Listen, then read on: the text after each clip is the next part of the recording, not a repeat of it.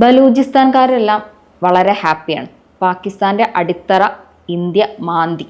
അതുകൊണ്ട് അവർക്ക് എന്ത് ചെയ്യാൻ പറ്റി? പാകിസ്ഥാനോട് കൂടുതൽ ശക്തിയായിട്ട് പ്രൊട്ടസ്റ്റ് ചെയ്യാനുള്ള ഒരു അവസരം ഇതിലൂടെ ലഭിച്ചതുകൊണ്ടായിരിക്കാം അവർ ഭയങ്കര സന്തോഷത്തിലാണ്. പക്ഷേ ഇന്ത്യയിലേക്ക് വരുമ്പോൾ രാഷ്ട്രീയ സാഹചര്യങ്ങൾ വളരെ മോശത്തിലേക്ക് പോകുന്ന പോലെയാണ് പലയിടത്തും കാണുന്നത്.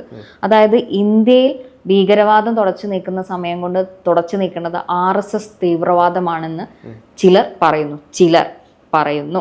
അതിന് എനിക്കതിൽ എടുത്തു പറയേണ്ടത്, നമ്മൾ മതം നോക്കാതെ നമ്മുടെ രാജ്യത്തിനെ സ്നേഹിച്ചുകൊണ്ട് എല്ലാവരും ഒറ്റക്കെട്ടായി മുന്നോട്ട് നീങ്ങുന്ന ഒരു സമയത്ത് എന്തിനാണ് ഈ ചിലർ ഇതിനിടയിൽ ഇങ്ങനെ വരുന്നത്? അല്ല, പാകിസ്ഥാന് അത് വളരെ വ്യക്തമല്ലേ. ഇപ്പോഴും പാകിസ്ഥാനെ ആക്രമിക്കുന്നതിൽ അല്ലെങ്കിൽ പാകിസ്ഥാന്റെ ഭീകരവാദം തകരുന്നതിൽ ചില ആളുകൾക്ക് വല്ലാത്ത രീതിയിലുള്ള ഒരു അസ്വാരസ്യവും ഒരു വല്ലാത്ത സങ്കടവും നീരസവും ഒക്കെ നമ്മുടെ നാട്ടിലുണ്ട് എന്നുള്ള കാര്യം വലിയ രീതിയിലുള്ളൊരു വാസ്തവം തന്നെയാണ്. അവർ ഒളിഞ്ഞിട്ട് ഇരിക്കുന്നുണ്ട്, അവർക്കിതൊന്നും ഇഷ്ടപ്പെടുന്നില്ല എന്നുള്ള കാര്യം നമുക്ക് വ്യക്തമാണ്. അത്തരത്തിലുള്ള ആളുകളായിരിക്കും ഈ രീതിയിലുള്ള പെരുമാറ്റമൊക്കെ പ്രകടിപ്പിക്കുന്നുണ്ടാവുക. എന്തായാലും തീവ്രവാദം ഏത് തീവ്രവാദമായാലും ആ തീവ്രവാദത്തെ കൃത്യമായിട്ടും അടിച്ചമർത്തേണ്ടത് എല്ലാവരുടെയും മനുഷ്യത്വത്തിൽ വിശ്വസിക്കുന്ന എല്ലാവരുടെയും ജനാധിപത്യത്തിൽ വിശ്വസിക്കുന്ന എല്ലാവരുടെയും ആവശ്യമായി തീരേണ്ട ഒരു കാര്യമായിട്ട് നമുക്ക് മനസ്സിലാക്കാൻ വേണ്ടിയിട്ട് സാധിക്കും. ഇപ്പം മീര തുടക്കത്തിൽ പറഞ്ഞ പോലെ തന്നെ ബലൂചിസ്ഥാനികൾ അവർ വലിയ സന്തോഷത്തിൽ തന്നെയാണ്. കാരണം പാകിസ്ഥാൻ ഭരണകൂടം തകരുകയാണ്, അവർ തകർന്നുകൊണ്ടിരിക്കുകയാണ് എന്നുള്ളൊരു തിരിച്ചറിവ്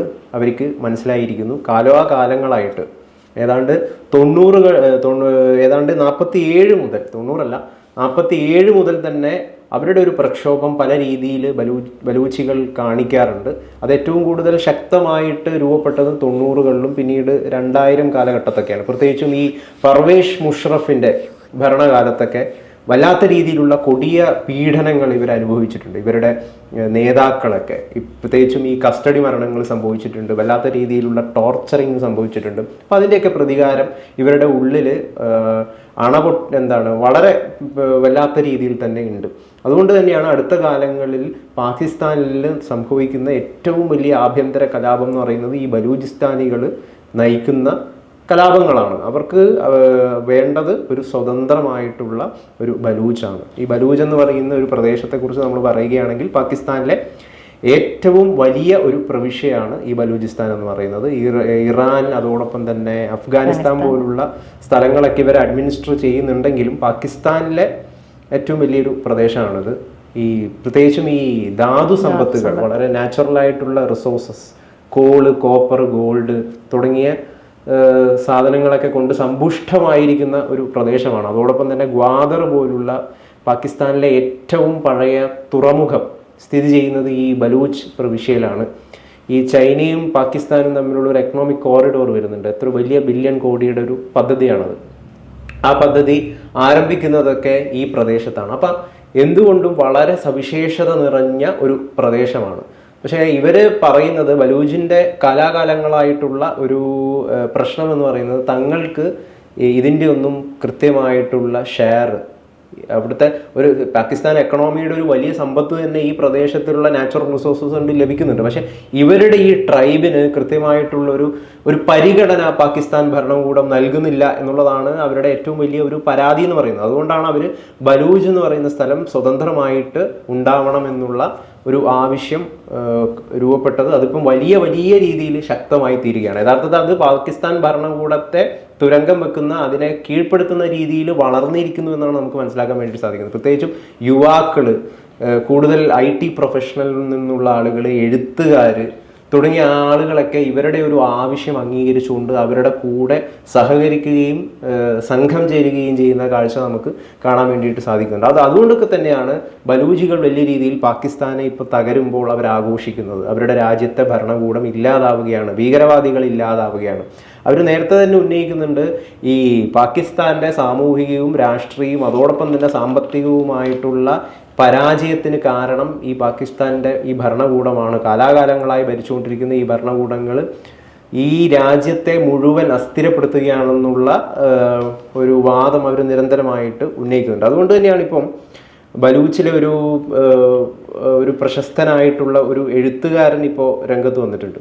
അദ്ദേഹം പറയുന്നത് ബലൂച്ച് ഇപ്പം സ്വതന്ത്രമായിരിക്കുകയാണ്, പാകിസ്ഥാൻ ഭരണകൂടത്തിൻ്റെ പതനം ഏതാണ്ട് ആയിരിക്കുകയാണ്. അതിനി വരും ദിവസങ്ങളിൽ കൂടുതൽ കൂടുതൽ പതനത്തിലേക്ക് ഇന്ത്യയുടെ ഭീകരവാദം ഇല്ലാതാക്കണം എന്നതിൻ്റെ ആവശ്യത്തിൽ നിന്നുകൊണ്ട് അത് ഇല്ലാതാവാൻ വേണ്ടി പോവുകയാണെന്നൊക്കെ ഈ റൈറ്റർ പറയുന്നുണ്ട്. അദ്ദേഹത്തിൻ്റെ പേര് മിർ യാർ ബലൂച്ച് എന്നാണ്. അദ്ദേഹമാണ് ഈ കാര്യം ഇപ്പോൾ ഓൾറെഡി ബലൂചിസ്ഥാൻ സ്വതന്ത്രമായിരിക്കുന്നു എന്നാണ് ഇദ്ദേഹം പറയുന്നത്. വേറൊരു കാര്യം കൂടി ഇദ്ദേഹം ആവശ്യപ്പെടുന്നു. ഡൽഹിയിൽ ഞങ്ങൾക്കായിട്ട് ഒരു എംബസി തന്നെ ഇന്ത്യൻ ഗവൺമെൻറ് ആരംഭിച്ചു തരണമെന്നും ഇദ്ദേഹത്തിൻ്റെ ഈ സ്റ്റേറ്റ്മെൻറ്റിൽ നമുക്ക് കാണാൻ വേണ്ടിയിട്ട് സാധിക്കും. ഇദ്ദേഹം പറയുന്നത് വരും ദിവസങ്ങളിൽ കൂടുതലായി തകർച്ചയിലേക്ക് നീങ്ങാൻ വേണ്ടി പോവുകയാണ് പാകിസ്ഥാൻ ഭരണകൂടം. ബലൂചിസ്ഥാനികളുടെ കാലാകാലങ്ങളായിട്ടുള്ള ആവശ്യമാണ്, അവരുടെ സ്വപ്നമാണ് അംഗീകരിക്കപ്പെടാൻ വേണ്ടി പോകുന്നതെന്നൊക്കെ എക്സിൽ വലിയ രീതിയിലുള്ളൊരു കുറിപ്പൊക്കെ അദ്ദേഹം പങ്കുവച്ചതായിട്ട് നമുക്ക് കാണാൻ വേണ്ടിയിട്ട് സാധിക്കും. കഴിഞ്ഞ ദിവസം തന്നെ ഈ BLF പാകിസ്ഥാനിലെ ചില സൈനികരെയൊക്കെ വധിക്കുന്ന ഏതാണ്ട് 12ഓളം സൈനികരെ വധിച്ചു. കച്ച് പോലുള്ള പ്രദേശങ്ങൾ അവർ കീഴ്പ്പെടുത്തിയിരിക്കുന്നു, തങ്ങളുടെ പരിധിയിലാക്കിയിരിക്കുന്നു തുടങ്ങിയ വാർത്തകളൊക്കെ ഇപ്പം നമ്മളെ ദേശീയ മാധ്യമങ്ങളും അന്തർദേശീയ മാധ്യമങ്ങളൊക്കെ പുറത്തു കൊണ്ടുവരുന്നുണ്ട്. അപ്പം എല്ലാം കൊണ്ടും ഈ ബലൂച്ചികൾ പറയുന്ന പോലെ, ഈ ബലൂച്ചികളെ കുറിച്ച് മറ്റു പറയുന്ന ഒരു കാര്യം എന്ന് വെച്ച് കഴിഞ്ഞാൽ ഇവരെ ഫണ്ട് ചെയ്യുന്നത് ഇന്ത്യയാണ് എന്നൊക്കെയുള്ള വാദങ്ങൾ നേരത്തെ ഉയർന്നു വരാറുണ്ട്. പക്ഷെ അത് എന്നെ സബ്സ്റ്റാൻഷിയേറ്റ് ചെയ്യാൻ വേണ്ടിയിട്ടുള്ള കൃത്യമായിട്ടുള്ള രേഖകളും ഡോക്യുമെന്റ്സ് ഒന്നും ഇല്ല എന്ന് പല റിസർച്ചേഴ്സും ഈ ബലൂജികളെ കുറിച്ച് പഠിക്കുന്ന പലവരും പറഞ്ഞിട്ടുണ്ട്. കാരണം പാകിസ്ഥാൻ എന്ത് പ്രശ്നം ഉണ്ടെങ്കിലും അത് ആദ്യം ആരോപിക്കുക ഇന്ത്യയുടെയാണെന്നുള്ളത്. അപ്പം പാകിസ്ഥാന്റെ മാത്രം ഒരു ക്ലെയിമാണ് ഇന്ത്യയാണ് ബലൂജികളെ ഫണ്ട് ചെയ്യുന്നുള്ളത്.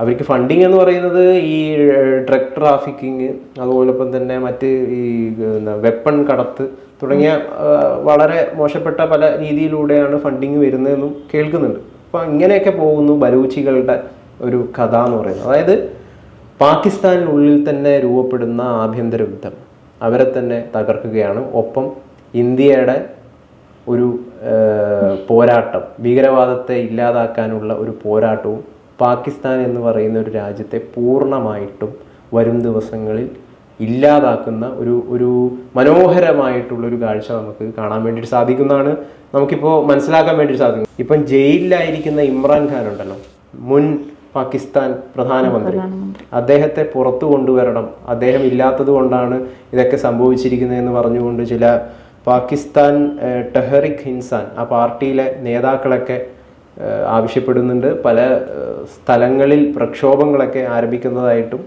നടന്നു വരുന്നതായിട്ടും നമുക്ക് കാണാൻ വേണ്ടിയിട്ട് സാധിക്കുന്നൊരു കാര്യമാണ്. ഇപ്പോൾ പറഞ്ഞു നിർത്തിയെടുത്തുനിന്ന് ഞാൻ തുടങ്ങാം കേട്ടോ. പാകിസ്ഥാൻ്റെ ഒരു സമ്പദ് വ്യവസ്ഥയെ കൺട്രോൾ ചെയ്തിരുന്നത് ബലൂചിസ്ഥാനായിരുന്നു. നേരത്തെ പറഞ്ഞതാണ് നമ്മൾ. കോപ്പറും ഗോൾഡും എല്ലാം വലിയൊരു ശേഖരം തന്നെ ബലൂജികളുടെ കയ്യിലുണ്ട്, ബലൂചിസ്ഥാനിലുണ്ട്. അതേപോലത്തെ പ്രകൃതിവാതകം അതെല്ലാം ഉപയോഗിച്ചുകൊണ്ടിരുന്നത് പാകിസ്ഥാനാണ്. അവരുടെ കറവ പശു നമ്മൾ പറയില്ലേ, ചെണ്ടക്കാര ഒരു പഴഞ്ചൊല്ലുണ്ടല്ലോ, അടി ചെണ്ടയ്ക്കും കാശ് മാരാർക്കും എന്ന് പറഞ്ഞ ഒരു അവസ്ഥയായിരുന്നു ബലൂചിസ്ഥാനെ സംബന്ധിച്ച്. ഇതിൽ ഇന്ത്യ തിരിച്ചടിച്ച സമയത്ത് പാകിസ്ഥാൻ തളർന്നത് കൊണ്ടല്ലേ ഇതുവരെ അടിച്ചമർത്തിയ BLA എന്ന ഒരു സഖ്യം, ഒരു വിമത സഖ്യം അവരെ തുരത്തിയത് സത്യത്തിൽ. അതായത് ഇന്ത്യയുടെ ഓരോ അടിയും കൊള്ളേണ്ടടുത്ത് കൊണ്ട് അവർ തകർന്നു. അതുകൊണ്ടാണ് ഉള്ളിലുള്ള കാര്യം അവർക്ക് നോക്കാൻ കഴിയുന്നത്. എംബസി തന്നെ വേണമെന്നാണ് അവർ ആവശ്യപ്പെടുന്നത്. അതെ, അത് അവരുടെ ഒരു വിജയം തന്നെയാണ്. അവരുടെ അവകാശം അവര് ചോദിച്ചു കൊടുത്തില്ല. ഈ ബലൂജികളെ കുറിച്ച് പറയുന്നത് അവര് എന്താണ്, സൊറാസ്ട്രിയൻ മതവിഭാഗത്തിൽപ്പെടുന്ന ആളുകളാണ്. ചരിത്രപരമായിട്ട് അങ്ങനെയാണ് അവരെ കാണപ്പെടുന്നത്. പിന്നീട് ഏതോ ഒരു നൂറ്റാണ്ടിൽ വളരെ ഫോഴ്സ്ഡ് ആയിട്ട് ഇസ്ലാമിലേക്ക് അവർ കൺവേർട്ട് ചെയ്യപ്പെടുകയാണെന്ന് ചില ചരിത്രകാരന്മാരൊക്കെ രേഖപ്പെടുത്തുന്നുണ്ട്. പ്രത്യേകിച്ചും ഈ അറബ് കോൺക്വസ്റ്റിൻ്റെ കാലത്തൊക്കെ ഇവർ ഇസ്ലാമിലേക്ക് നിർബന്ധപൂർവ്വം മതപരിവർത്തനം ചെയ്യപ്പെടുകയാണെന്നും കേൾക്കുന്നുണ്ട്. അപ്പോൾ ഒരു ട്രൈബൽ വിഭാഗമാണ് പ്രധാനമായിട്ടും പാകിസ്ഥാനിലെ ഒരു ട്രൈബൽ വിഭാഗമാണ്. അവരുടെ ഒരു സ്വതന്ത്രമായിട്ടുള്ള ഒരു ജീവിത രീതി, ജീവിത സമ്പ്രദായമൊക്കെ ആഗ്രഹിക്കുന്നുണ്ട്. അത് പക്ഷേ പലപ്പോഴും ഈ തീവ്രവാദികളായിട്ടുള്ള ഭീകരവാദം പ്രോത്സാഹിപ്പിക്കുന്ന പാകിസ്ഥാൻ ഭരണകൂടത്തിൽ നിന്ന് ലഭിക്കുന്നില്ല എന്നുള്ളതാണ് അവരുടെ പ്രധാനപ്പെട്ടുള്ള ആവശ്യം. അതുകൊണ്ട് തന്നെ ഈ ഇവരുടെ മെയിൻ അറ്റാക്ക് പാകിസ്ഥാനോട് മാത്രമല്ല ചൈനയോടും കൂടിയിട്ടാണ്. അതായത് ഈ ചൈന പാകിസ്ഥാൻ എക്കണോമിക് കോറിഡോറൊക്കെ വരുന്നുണ്ടല്ലോ, അപ്പോൾ അതിൻ്റെയൊക്കെ ഭാഗമായിട്ട് നിരവധിയായിട്ടുള്ള എഞ്ചിനീയർമാരൊക്കെ ചൈനയിൽ നിന്ന് അവിടെ പാകിസ്ഥാനിൽ വരികയും ആ സമയത്തൊക്കെ ഇവരെ വധിക്കുന്ന പോലും ആക്രമിക്കുന്ന പോലും സാഹചര്യങ്ങളൊക്കെ ഉണ്ടായിട്ടുണ്ട്. അത് ചരിത്രം അതിൻ്റെ കൂടെ ചേർത്ത് വെക്കേണ്ട ഒരു ചരിത്രമാണ്. ഇന്ത്യയായിട്ടുള്ള ഒരു ബന്ധസഹായം എന്ന് പറയുന്നില്ല, അതിനും പറയാനുള്ളത് ബ്രിട്ടീഷുകാർ ഇന്ത്യയും പാകിസ്ഥാനും വിഭജിക്കുന്ന സമയത്ത് ബലൂചിസ്ഥാനിലുള്ള ആളുകൾക്ക് ഇന്ത്യയുടെ ഒപ്പം കൂടണം എന്നായിരുന്നു. പക്ഷെ അന്ന് നടന്നില്ല, മുഹമ്മദ് ജിന്നയൊക്കെ. അപ്പോൾ ഈ നിർബന്ധിത മതമാറ്റമൊക്കെ ചിലപ്പോൾ നടന്നതുകൊണ്ടായിരിക്കാം ജിന്ന വാശി പിടിച്ച് അവരുടെ അടിമകളാക്കി കൊണ്ടുവച്ചതും ആ ഭൂപ്രകൃതി അതെല്ലാം ഇന്ത്യക്ക് കിട്ടുകയല്ലേ. അപ്പം അങ്ങനെ ഒരു ചരിത്രം അതിനുണ്ട്. അന്ന് ബ്രിട്ടീഷുകാരെടുത്ത ഒരു ബുദ്ധി കൊണ്ടാണ് ഇന്ത്യക്ക് ചിലപ്പോൾ അന്ന് ബലൂചിസ്ഥാനെ നഷ്ടപ്പെട്ടിട്ടുണ്ടാവുക. അല്ലെങ്കിൽ അത് ഇന്ന് ഇന്ത്യയുടെ കാണാൻ പറ്റുമോ? ബുദ്ധി അത് ജിന്നയുടെ കൂടെ നിന്നതുകൊണ്ടായിരിക്കാം. എന്താന്ന് വെച്ചാൽ അത്രയും സമ്പത്ത് ഇന്ത്യക്ക് വന്നു ചേരുമായിരുന്നു, അത് നഷ്ടപ്പെട്ടത് ഇന്ത്യക്ക്. ഒക്യുപ്പൈഡ് കശ്മീരിൽ തന്നെ ഇന്ത്യയുടെ കൂടെ അവിടെ ഈ സാമ്പത്തിക അസ്ഥിരാവസ്ഥയൊക്കെ രൂപപ്പെട്ട സമയത്ത് മാസങ്ങൾക്ക് മുമ്പൊക്കെ വലിയ പ്രക്ഷോഭങ്ങളൊക്കെ അവരുടെ ഭാഗത്തു നിന്നുണ്ടായിരുന്നു. അപ്പോൾ ഈ POK-ലടക്കമുള്ള ജനങ്ങൾ നമുക്ക് ഇന്ത്യയോടൊപ്പം ചേരണം എന്ന് ആവശ്യപ്പെട്ടുകൊണ്ടുള്ള മുദ്രാവാക്യങ്ങളും പ്ലക്കാർഡുകളൊക്കെ ഉയരുന്നതായിട്ട് നമുക്ക് കാണാൻ വേണ്ടിയിട്ട് സാധിക്കുന്ന ഒരു കാര്യമാണ്. അപ്പോൾ അവിടുത്തെ ജനം ഇപ്പോൾ ഇനി എന്ത് ചെയ്യും? അവർ തീർത്തും ഇപ്പോഴത്തെ ഒരു യുദ്ധത്തിൻ്റെ അന്തരീക്ഷത്തിൽ തീർത്തും അരക്ഷിതാവസ്ഥയിലാണ് അവരുടെ ഒരു ജീവിതം എന്ന് പറയുന്നത്. കാരണം ഇസ്ലാമാബാദിലേക്കും അതോടൊപ്പം തന്നെ കറാച്ചിയിലേക്കും എല്ലാം ഇന്ത്യയുടെ ആക്രമണം, ഇന്ത്യയുടെ മിസൈലുകളൊക്കെ വർഷിക്കുന്നതായിട്ട് നമുക്ക് കഴിഞ്ഞ ദിവസത്തെ വാർത്തകളിലൂടെയൊക്കെ കാണാൻ വേണ്ടിയിട്ട് സാധിക്കും. അവിടുത്തെ ഷഹബാസ് ഷെറീഫ് പ്രധാനമന്ത്രിയൊക്കെ അദ്ദേഹം എവിടെയാണെന്ന് ഇപ്പോൾ അറിയില്ല, ബങ്കറിലാണ് എന്നൊക്കെ ചിലർ പറയുന്നുണ്ട്. അദ്ദേഹം എവിടെയോ ആണ്. അപ്പോൾ അത്തരത്തിൽ വലിയ ഒരു ഭീതിജനകമായിട്ടുള്ളൊരു അന്തരീക്ഷം തന്നെയാണ് അവിടെ ഉള്ളത്.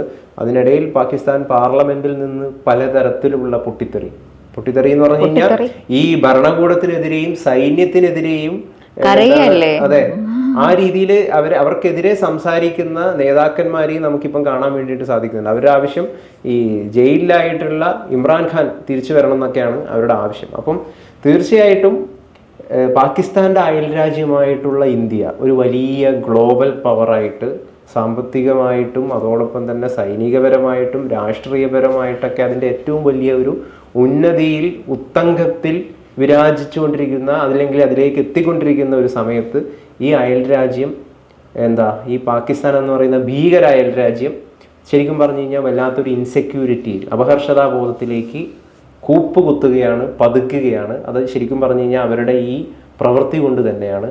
വരും ദിവസങ്ങളിൽ കൊടിയ രീതിയിലുള്ള പ്രശ്നങ്ങൾ തന്നെ പാകിസ്ഥാനിൽ സംഭവിക്കും, ആ ഭീകരവാദത്തിനെതിരെ സംഭവിക്കുമെന്നുള്ള കാര്യത്തിൽ യാതൊരു തരത്തിലുള്ള സംശയവുമില്ല. എന്നിട്ടും തുടരെ പ്രകോപനങ്ങൾ വീണ്ടും അവർ നടത്തിക്കൊണ്ടിരിക്കുകയാണ്. എന്ത് കണ്ടിട്ടാണെന്ന് ആർക്കും അറിയില്ല. ചൈനയുടെ പിന്തുണ പോലും ഇപ്പം ലഭിക്കുന്നില്ല എന്നാണ് മനസ്സിലാക്കുന്നത്. കാരണം കഴിഞ്ഞ ദിവസം ഡൊണാൾഡ് ട്രംപ് അടക്കം US നിന്ന് ഇന്ത്യയുടെ ഭീകരവാദം അടിച്ചമർത്താനുള്ള ശ്രമങ്ങൾക്കൊപ്പമാണ് ഞാനെന്ന് പറഞ്ഞുകൊണ്ട് പിന്തുണ ലഭിക്കുന്നതായിട്ട് കണ്ടു. നിരവധിയായിട്ടുള്ള രാജ്യത്തിലെ പ്രമുഖ നേതാക്കളൊക്കെ ഇന്ത്യക്ക് പിന്തുണ അറിയിക്കുമ്പോൾ പാകിസ്ഥാൻ തീർത്തും ഒറ്റപ്പെടുകയാണ്. പാകിസ്ഥാൻ ഭരണകൂടം തീർത്തും ഇല്ലാതാവുന്ന ഒരു അവസ്ഥയാണ് നമുക്ക് ഈ സമയത്ത് ഈ മണിക്കൂറിൽ ലഭിക്കുന്ന വിവരങ്ങൾക്കനുസരിച്ച് പറയാൻ വേണ്ടിയിട്ട് സാധിക്കുക.